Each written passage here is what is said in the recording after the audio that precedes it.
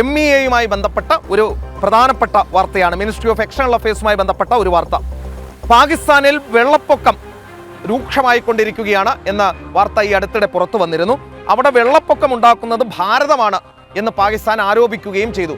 ഇത്രയും നാൾ വെള്ളമില്ല എന്നുള്ളതായിരുന്നു ആരോപണം. ഭാരതം വെള്ളം കൂടി മുട്ടിക്കുന്നു, ന്യൂക്ലിയർ മിസൈൽ അയക്കും എന്നാണ് പറഞ്ഞിരുന്നത്. ഇപ്പോൾ പറയുന്നത് ഭാരതം വെള്ളപ്പൊക്കം ഉണ്ടാക്കുന്നു എന്നാണ്.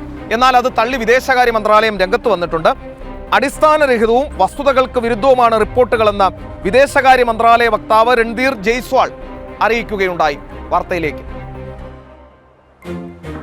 പാകിസ്ഥാനിൽ വെള്ളപ്പൊക്കമുണ്ടാക്കാൻ ഭാരതം മനഃപൂർവ്വം നദികളിലെ വെള്ളം തുറന്നുവിടുന്നു എന്ന റിപ്പോർട്ടുകളാണ് വിദേശകാര്യ മന്ത്രാലയം തള്ളിക്കളഞ്ഞത്. ഇത്തരം ആരോപണങ്ങൾ അടിസ്ഥാനരഹിതവും വസ്തുതകൾക്ക് വിരുദ്ധവുമാണ് എന്ന് വിദേശകാര്യ മന്ത്രാലയം വിശേഷിപ്പിച്ചു. വിദേശകാര്യ മന്ത്രാലയ വക്താവ് രൺധീർ ജയ്സ്വാളാണ് ഈ റിപ്പോർട്ടുകൾ തള്ളിക്കളഞ്ഞ് രംഗത്ത് വന്നത്.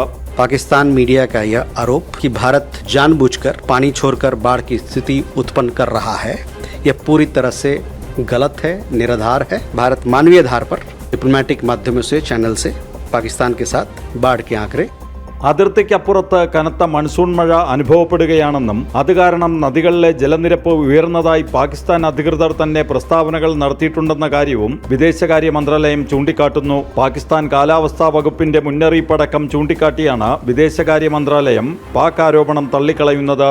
ഭാരതത്തിനെതിരെ അന്താരാഷ്ട്ര തലത്തിൽ പാകിസ്ഥാൻ നടത്തുന്ന ഗൂഢാലോചനയുടെ ഭാഗമായുള്ള പ്രചാരണത്തിന്റെ മുനയാണ് വിദേശകാര്യ മന്ത്രാലയത്തിന്റെ പ്രസ്താവനയോടെ തകർന്നത്. ജനം, ഡൽഹി.